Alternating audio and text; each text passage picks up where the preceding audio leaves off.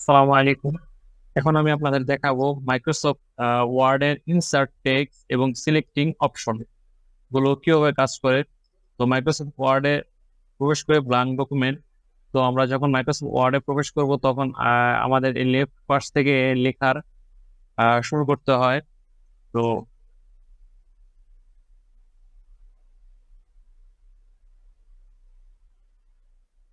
তো আমরা চাইলে মাইক্রোসফট ওয়ার্ডের এই পেজের যে কোনো জায়গা থেকে লেখা লিখতে পারবো, যে কোনো পাশ থেকে, মিডল, মাঝখানে, যে কোনো পাশ থেকে। তো আমরা যখন রাইট পাশ থেকে লেখা শুরু করতে চাই তখন এই কার্সরটাকে রাইট পাশে নিয়ে ডাবল ক্লিক করলে এখান থেকে আমরা লিখতে পারবো। আমরা যখন মিডলে লিখবো, লিখতে চাই বা এই সাইডে লিখতে চাই, মিডলে লিখতে চাইলে আমরা মিডলে কার্সর নিয়ে যদি লিখতে চাই লিখতে পারবো। তো আমরা মার্কসটাকে যে কোনো পাশে নিয়ে ডাবল ক্লিক করলে আমরা সেখান থেকে লিখতে পারবো। এই হলো মাইক্রোসফট ওয়ার্ডে লেখা।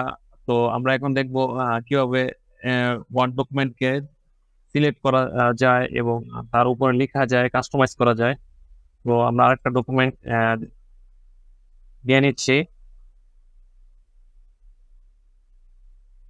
আমরা একটা ফ্রি ডকুমেন্ট নিয়ে নিলাম। এখানে কিছু সেন্টেন্স লেখা আছে। তো আমরা এই সেন্টেন্স গুলোকে কিভাবে কাস্টমাইজ করতে হবে, কিভাবে সিলেক্ট করা যায় বিভিন্ন ডকুমেন্ট, তা দেখাবো। তো এখানে আমরা কার্সরকে এই লেখাটা যেই পাশে আমরা নিয়ে যাব সেই পাশে আমরা লিখতে পারবো। তো কার্সরে আমরা যদি মিডলে নিয়ে কোনো কিছু শেষে দিয়ে দিয়ে কিছু অ্যাড করতে চাই, তো কার্সরকে নিয়ে গিয়ে স্পেস দিলাম, গিয়ে অ্যান্ড দিলাম, অ্যান্ড লিখলাম। তো এভাবে আমরা নতুন কিছু লিখতে পারি। আমরা মাউসটাকে উইয়ে জায়গায়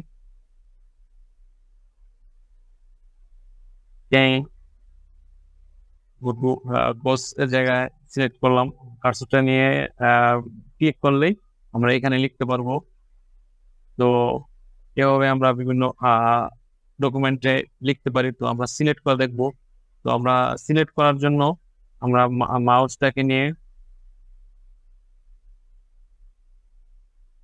রাইট বাটন থেকে লেফট বাটনে নিয়ে আসলে এভাবে আমরা সিলেক্ট করতে পারবো। তো সিলেক্ট করে আমরা যখন লিখবো কোনো কিছু, তখন ওই লেখাটা মুছে যাবে। এভাবে আমরা লিখতে পারি। অথবা সিলেক্ট করার ক্ষেত্রে আমরা আরো কয়েকটা অপশন বাছাই করে নিতে পারি। তা হলো শিফট প্লাস অ্যারো মার্ক দিয়েও আমরা সিলেক্ট করতে পারি। শিফট প্লাস অ্যারো মার্ক দিয়ে আমরা যখন আস্তে আস্তে সামনের দিকে প্রেস করতে থাকবো তখন এটা সিলেক্ট করতে থাকবে, এবং আমরা এটা স্পেস বার দিয়ে ডিলিটও করতে পারবো। তো আরো কয়েকভাবে সিলেক্ট করা যায়। তা হলো মাউস এর এই যে একদম লেফটে নিয়ে আসলে কার্সরটা একটা অ্যারো মার্ক আসবে। যখন অ্যারো মার্ক আসবে তখন আমরা লেফট মাউসের লেফট পাশে ক্লিক করে লেফট কিতে ক্লিক করে এবার নিচের দিকে আসলে টেক্সট গুলো সিলেক্ট হতে থাকবে, এবং আমরা এই টেক্সট গুলোর ভিতরে ডিলিট করতে পারবো অথবা কাস্টমাইজ করতে পারবো।